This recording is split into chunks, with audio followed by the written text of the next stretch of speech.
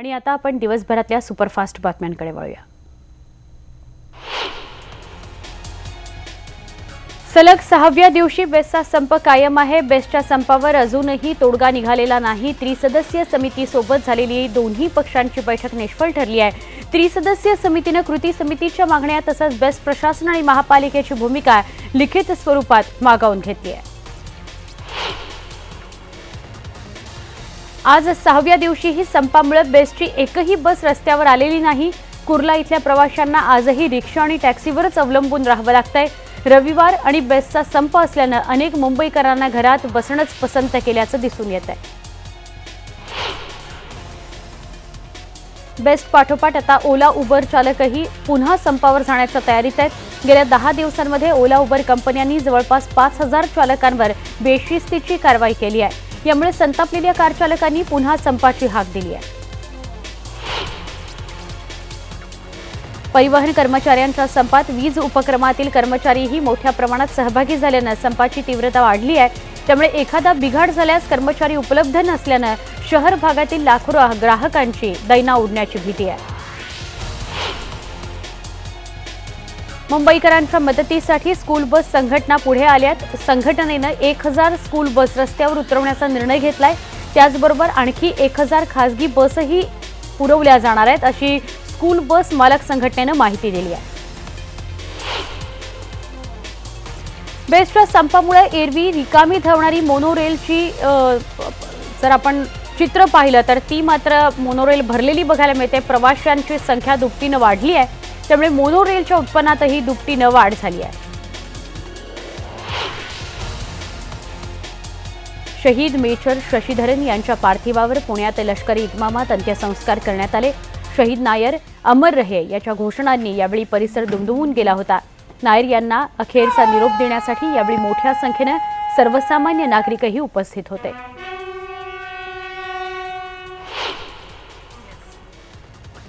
बनावट कागदपत्र तयार करून हिंदू तरुणानं मुस्लिम धर्म स्वीकारला आणि परदेशात जाण्याचा प्रयत्न तो करत होता। त्याच वेळी त्याला अटक करण्यात आली आहे।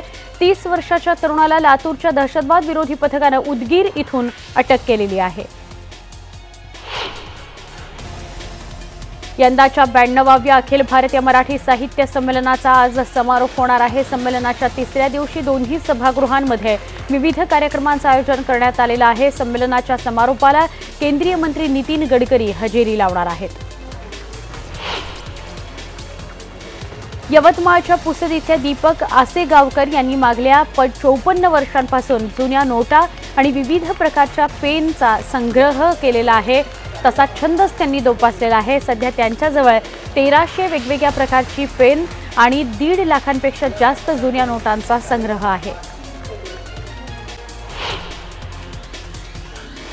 कोल्हापूरमध्ये घेतलेल्या पत्रकार परिषदेत राष्ट्रवादी काँग्रेसचे अध्यक्ष शरद पवारांनी आघाडीची चर्चा प्रगतीपथावर असल्याची माहिती दिली आहे।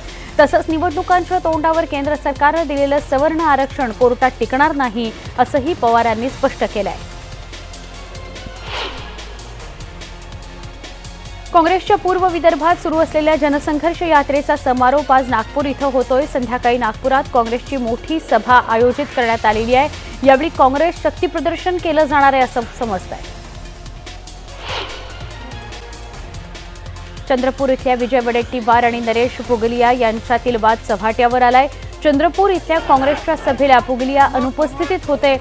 वडेट्टीवार यांच्यातील वादामुळे पुगलियांना डावलण्यात आल्याची चर्चा आहे।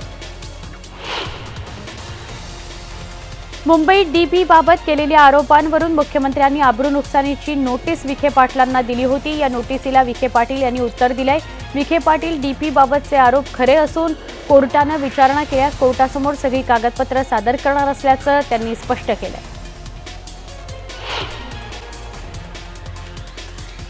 बीडमध्ये आमचा खासदार निवडून द्या, आरएसएस वाल्यांना कायमचं जेलमध्ये टाकतो असं वक्तव्य बहुजन आघाडीचे प्रमुख प्रकाश आंबेडकर यांनी केलं।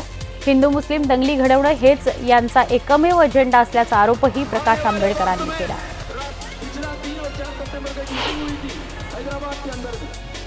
प्रकाश आंबेडकर आणि खासदार असादुद्दीन ओवैसी यांची आज नाशिकमध्ये महापरिषद होणार आहे। याच पार्श्वभूमीवर शहरातील प्रत्येक चौकात आणि रस्त्यांवर अनेक पोस्टर्स लागलेली आहेत। गोल्फ क्लब मैदानावर या सभेची जोरदार तयारीही सुरू करण्यात आली आहे. भुसावळमध्ये अज्ञात ट्रकच्या धडकेत 3 तरुण मित्र जागीच ठार झाले. महामार्गावरील शिरपूर कन्हाळा या फाट्याजवळ तिन्ही मित्र 20 ते 24 वयोगटातले आहेत. तिथेच हा सगळा प्रकार घडलाय. जालन्यामध्ये मॉर्निंग वॉकला गेलेल्या एका तरुणाला कारनं धडक दिली आहे. उपचारादरम्यान त्याचा मृत्यू झालाय. मंठा तालुक्यातील मेसखेडा इथली ही घटना आहे.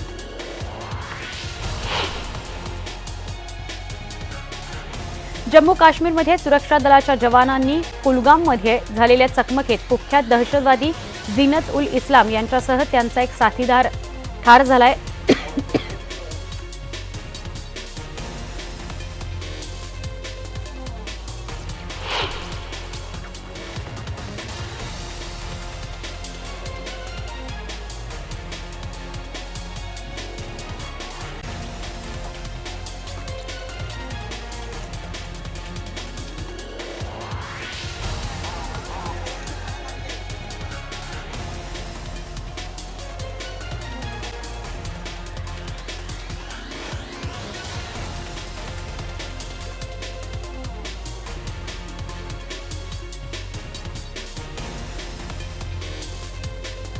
रत्नागिरीमधील गुहागरमध्ये पाटपन्हाळे या कोकण विभागीय मॅरेथॉन स्पर्धेचं आयोजन करण्यात आलं होतं. या स्पर्धेमध्ये सुमारे 10,000 स्पर्धक विविध गटातून सहभागी झाले होते.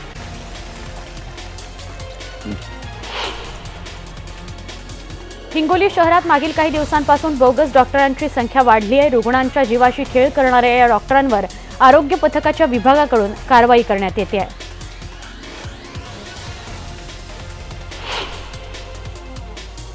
हिंगोलीत राष्ट्रवादी युवक काँग्रेसची भली मोठी पाटी विनापरवाना रोवण्यात आली होती. ती काढण्यासाठी गेलेल्या व्यक्तीवर राष्ट्रवादी युवक काँग्रेसच्या जिल्हाध्यक्षानं दादागिरी केली.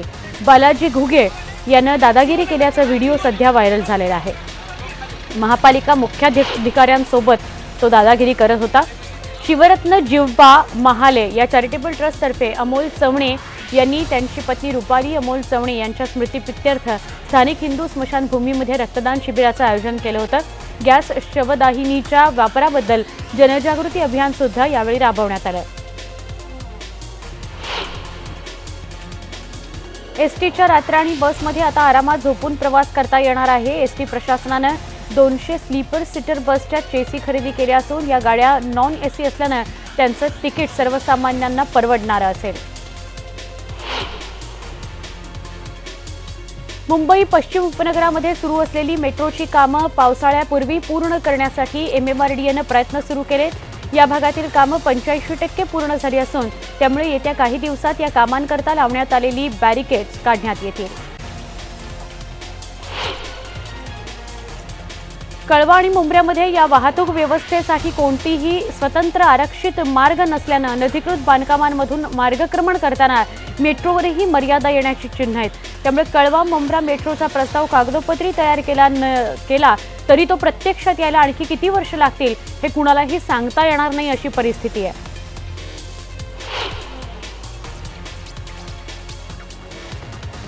मध्य रेल्वेचं मुख्यालय असलेल्या छत्रपती शिवाजी महाराज टर्मिनसच्या हेरिटेज वास्तूला नवीन झळाळी देण्याचं काम सुरू आहे. CSMTची वास्तू चारही बाजूंनी चमकवण्यासाठी कुशल राजस्थानी कारागीर नेमण्यात आलेले आहेत. काही दिवसांमध्ये CSMTचं रूप पालटणार असून पर्यटकांकरता ते अधिक आकर्षक बनणार आहे. आलोक वर्मा प्रकरणावरून राज ठाकरे यांनी पंतप्रधान नरेंद्र मोदींना पुन्हा एकदा लक्ष्य केलंय. CBIM मधील आलोक वर्मा हे प्रकरण गाडून टाकता नरेंद्र मोदी खोदलेल्या खड्ड्यात पडले आहेत असं राज ठाकरे यांनी या व्यंगचित्राच्या माध्यमातून दाखवलं आहे.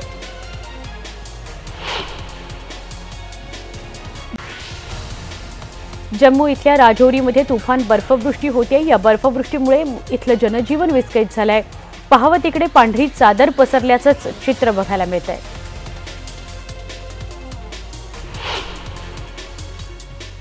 पुन्हा एक छोटासा ब्रेक. पहा फक्त न्यूज 18 लोकमत.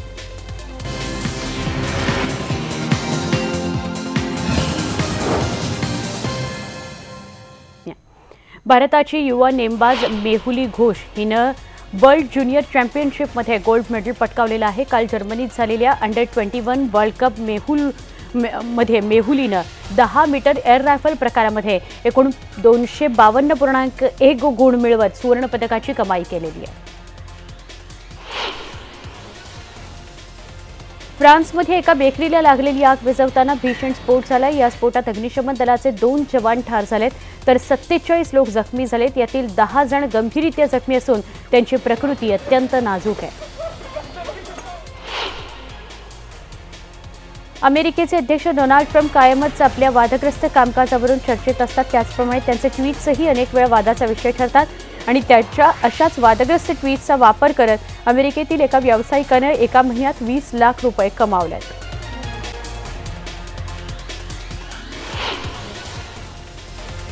या बुलेटिनमध्ये इथेच थांबणार आहोत। पहा फक्त न्यूज 18 लोकमत।